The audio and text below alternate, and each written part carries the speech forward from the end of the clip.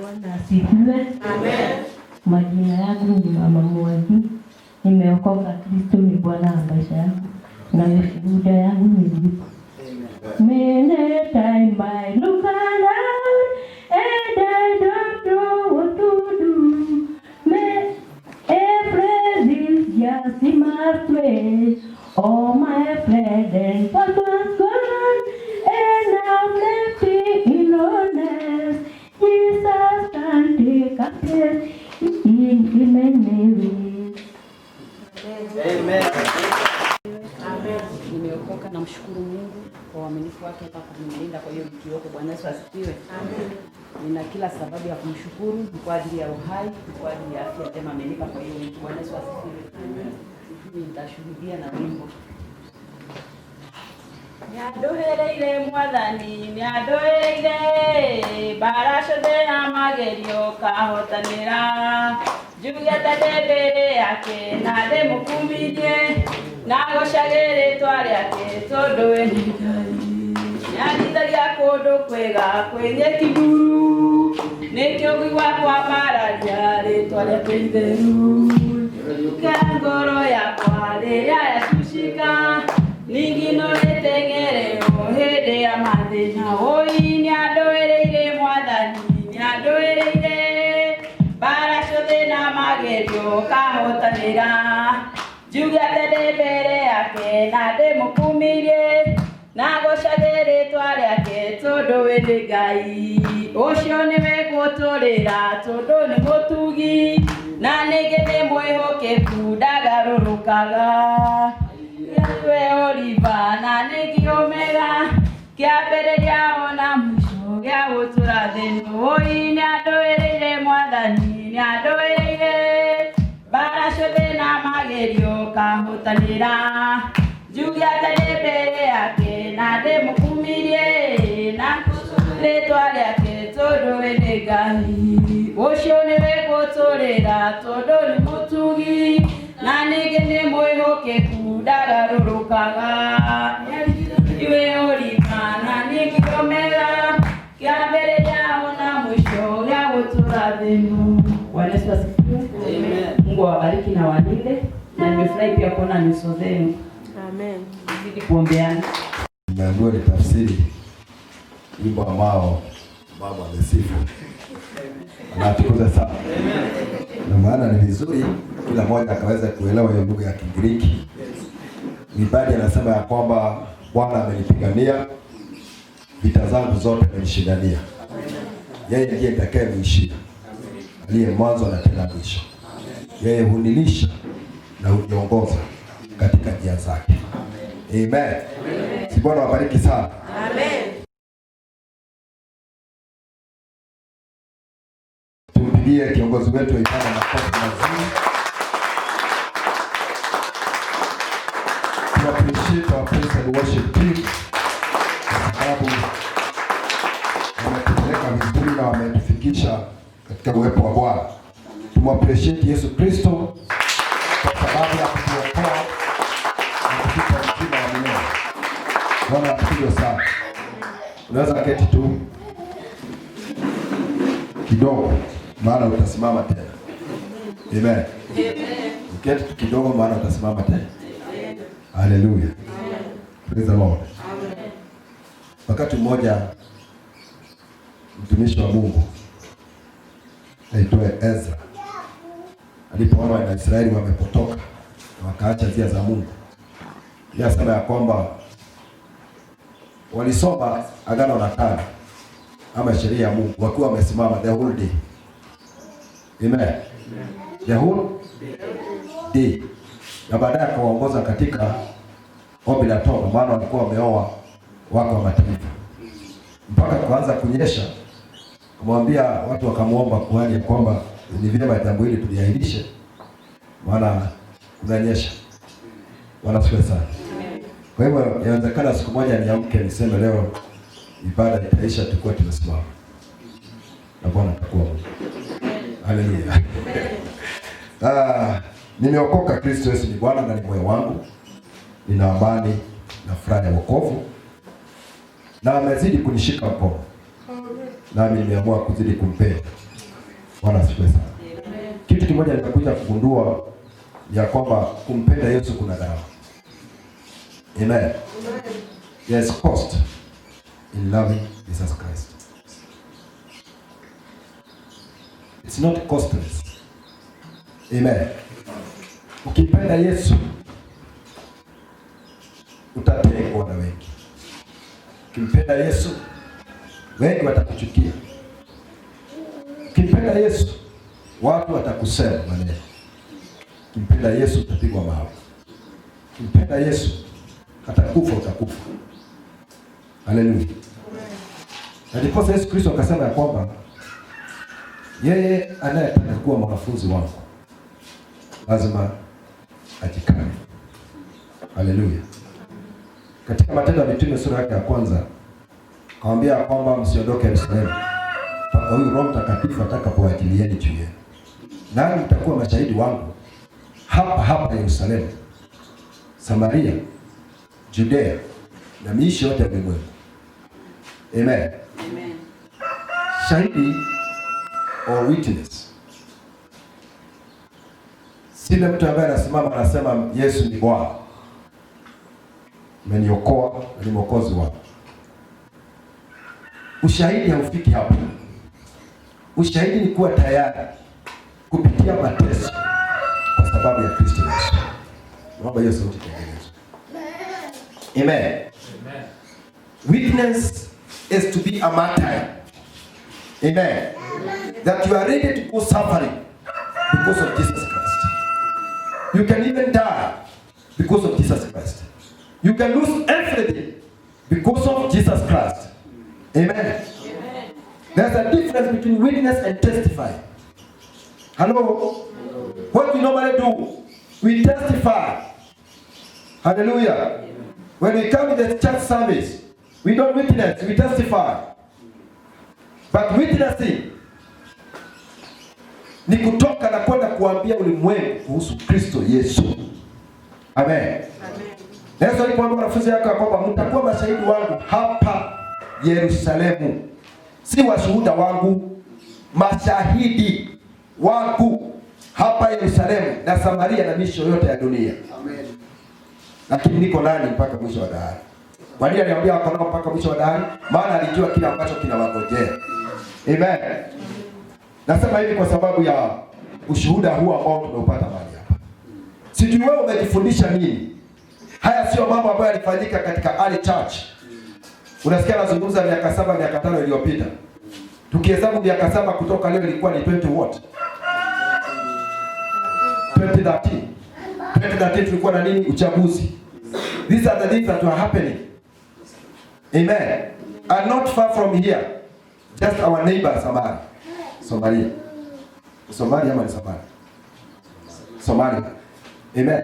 Hapa tu. Na ndio wapendo wanauliza sasa, kama Mungu kwa hakika atapatia huyu mtu uzima wa milele, na sisi wengine wetu vile tulivyo na mzaha atupatie, Mungu atakuwa just? To be unjust. Amen.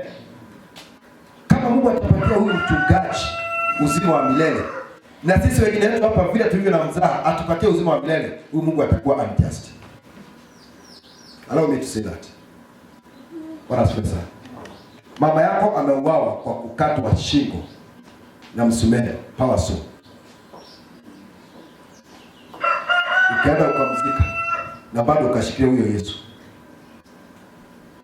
Haleluya. Amen. Dada yako akauawa. Ukaenda ukamzika na bado unabaki ukimshikia huyo Yesu. Praise the Lord. Amen. Amen. Niambie, ulikwazwa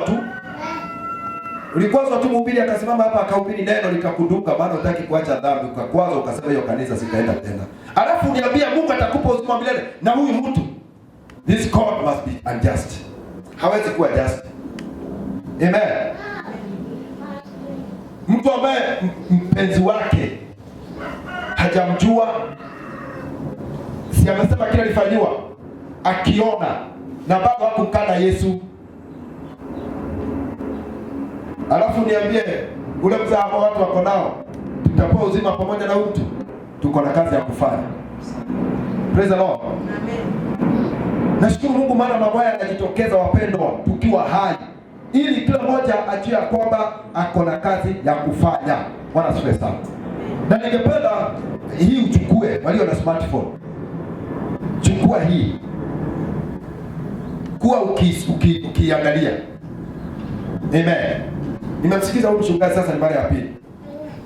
Hata wa kwanza nimsikia akizungumza kuhusu Wakristo na jinsi ambavyo tunawalea watoto wetu katika mambo ya Kristo.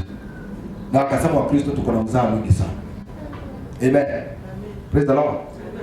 Hallelujah. Na ukitaka kujua saa hii serikali ilisema watoto wa miaka 13 waenda wapi? Wako wapi? Where are they? Nataka kuniambia mna watoto wa miaka 13? Sisi wote watoto wetu ni wa miaka 10 na kurudi chini. Amen. Nilikwambia hapa last time, Muislamu anaomba mara ngapi kwa siku? Ako na 5 rakats. Mara ngapi? Na ako very serious. Uende kwa duka yake, saa ikifika ya kuomba atafunga, na uko na pesa hapo hata kuuzia. Awe na drive, ataegesha gari pembeni, atoe mkeka, afanya nini? The Jews, they pray 3 times a day. Wanaweza kusikia sana. Christians, how many times do you pray a day? How many? Hallelujah. How many times do you pray a day?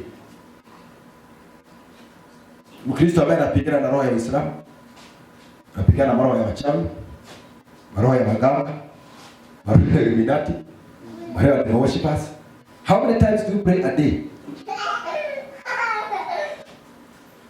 Anazungumzia kuhusu upendo. Where is the love? Where is the agape love? Praise the Lord. Na nikakubaliana naye 100%. 100%.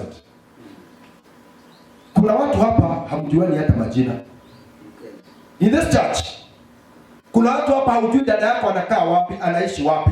Leo kituma uende ukamtafute, hautajua utamtoa wapi. Wanaweza sio sawa.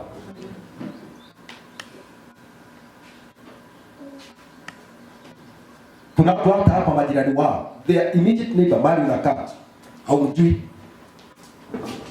Tunaweza saidia sana.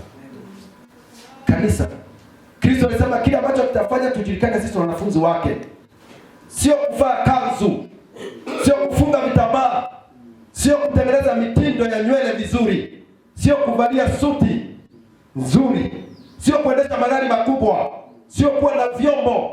Kitakachofanya ulimwengu ujue sisi ni wanafunzi wa Yesu Kristo ni upendo. Si ushuhuda mrefu ati mtu akianza kushuhudia hapa mtafika Nairobi baba na kushuhudia. Ni upendo. Watu wa ulimwengu watakapoona upendo ambao unapendana nao, watajua nyinyi ni wanafunzi wa Yesu Kristo. Na wakiona ule upendo, hata mtaenda kufanya crusade, ule upendo utawavutia. Asilimia kubwa ya watu ambao wamesilimu hawakwenda crusade ya Waislamu, walitazama ule upendo ambao watu wako na wakavutiwa. Anasifiwe sana. Maana kila kwa Waislamu kitu cha kwanza inakuwa ni kanzu. Au nunui inakuwa ni kanzu, unapimwa kanzu na baragashia kale kakofia. Na pia wanataka kujua unakaa wapi, unaishi namna gani, unasafiri namna gani, unakula namna gani, wanakushughulikia. Wakristo, mgeni anahudhuria ibada, nobody, hata hakuna mtu atashughulika kwa mgeni ametoka wapi, anakaa wapi, ama kuna issues gani. Kama mchungaji hata mfuata other members, ni kila mtu na shughuli zake. Hilo silo ambalo tuliitwa Yesu Kristo. Biblia ikasema ya kwamba pasipo upendo mimi ni kitu. Kwa hivyo kama hauna upendo, na upendo wapendwa, you have to sacrifice. Wanasema sana, upendo lazima utoe. There's no love without giving. You have to give yourself to that other person. Love is not sympathy. Bwana asifiwe sana. Upendo si kunihurumia. Bwana atukuzwe. Love gives all. Sasa kuzia mambo ya love, maana kuna mhubiri ambaye anapita kutuhubiria. Bwana asifiwe sana. Amen. Lakini nasikia tunahimizwa ya kwamba wapendwa, maana Roho wa Mungu hawezi akanena pasipo sababu. Ameona kanisa halina upendo. Amen. Kanisa halina upendo. Na kwani kama tungelikuwa na upendo, ungeenda kutafuta hao wapendwa ambao tulikuwa tunawapenda wao kabla ya corona. Wewe unasikia uko comfortable na humuoni, hata uje nitembelea uulize kuliendaje. Ujue kama bado anaenda kanisa mahali pengine ama alififia. Uende umrevive. Why? Because you don't have love. Na bila upendo hatutamuona Mungu. Amen. Bila upendo tunajidanganya. Bila upendo hatujaona nuru, tuko gizani. Bila upendo sisi ni wauaji. Neno la Mungu linasema hivyo. Amen. Kwa hivyo it's a challenge. It's a challenge to us. Acheni wapendwa tuamke na tupendane. Bwana asifiwe sana. Nimependa kuweka kitu tu wazi hapa ambacho kiongozi wa ibada amesema nielezee kuhusu mitume. Na watu walikufa kwa kumpenda Yesu Kristo. Amen. Kuna wakati ambapo niwafundisha mambo haya, jinsi mitume walivyopata shida na dhiki waliopitia kwa sababu ya kumshuhudia Yesu Kristo. Kwa kwamba kwanza kuwa walikuwa waliuawa tu wengi. Unakumbuka hata wakati Yakobo ameuawa, Yohana ameuawa na Herode, kichwa chake kimekatwa. Petro anasulubishwa kichwa chini miguu juu. Naye alisema mimi msinisulubishe kama Bwana wangu. Amen. Yohana akachemshwa na mafuta. Alipokosa kufa wakamtupa katika kisima cha Patmos. Na hapo akapata ufunuo. Na huyu ndiye mwanafunzi ambaye hakuuawa ila alikufa kifo cha amani. Wengine wote walipitia vifo vya uchungu. Amen. Lakini Biblia inasema kwamba wote walikufa wakiwa na imani na wakimtazama Kristo. Waliona ahadi zao kwa mbali. Haleluya. Waliziona kwa mbali. Hawakumkana Kristo. Sijui leo hii kukaja mtu hapa akasema nataka kutuchinja kwa sababu ya imani. Sijui ni watu wangapi watakao sema niko tayari kufa kwa ajili ya Kristo. Hapa mtu tu aingia hapa na upanga asema watakao simama na Yesu Kristo upande wa kulia, hao ni kuchinja. Ambao wanataka kuishi wamkane Yesu Kristo upande wa kushoto. Wanasifiwe sana. Amen. Wewe utasimama upande gani? Wewe ndio unajua. Haleluya. Amen. Lakini tazama mara ambapo umemkana Yesu Kristo, hata pasipo upanga, hata pasipo kutishiwa chochote. Kumbuka ni mara ngapi umemkana Yesu Kristo? Kwa sababu ya vitu vidogo vidogo na mambo madogo madogo.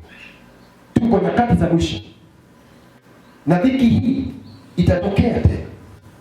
Amen. Niwaambia katika mataifa ya China na Russia, kanisa linapitia katika kipindi cha dhiki. Bwana asifiwe sana. Wakristo hawezi wakaenda kutestify. We cannot go witnessing. Russia huwezi ukabeba Biblia sasa ukamhubiria mtu ambaye hajaokoka. China hatuwezi imba nyimbo za kusifu Mungu. Wanaimba nyimbo za patriotic songs za kusifu viongozi. Hakuna misalaba makanisani mwao. Christians in Kenya, we need to wake up. Amen. And work for salvation with fear and trembling. And let us demonstrate the love of Jesus Christ within ourselves. Bwana asifiwe sana. Sasa sikiza hii. Mathayo ambaye ndiye alikuwa kwanza kuandika Injili, aliuawa tu hapa Afrika. Amen. Hapa tu Ethiopia. Aliuawa kwa upanga. Si mbali wapi? Hapa Ethiopia. Amen. Ethiopia ni mahali unaweza enda na gari na ndege. Ni hapa tu. Bwana asifiwe. Marko. Unajua the book of Mark? Amen. Aliuawa pale Misri, Alexandria, na kabla ya kufa alifungwa. Nataka uone dhamani ya wokovu huu tunaochukulia kwa mzaha. Kabla ya afe alifungwa na minyororo, akafutwa na farasi. You can imagine, barabarani kwa mao, farasi inaenda inamvuruta chini. Hakumkana Kristo. Bwana asifiwe sana. Luke aliuawa pale Greek kwa kunyongwa kwa sababu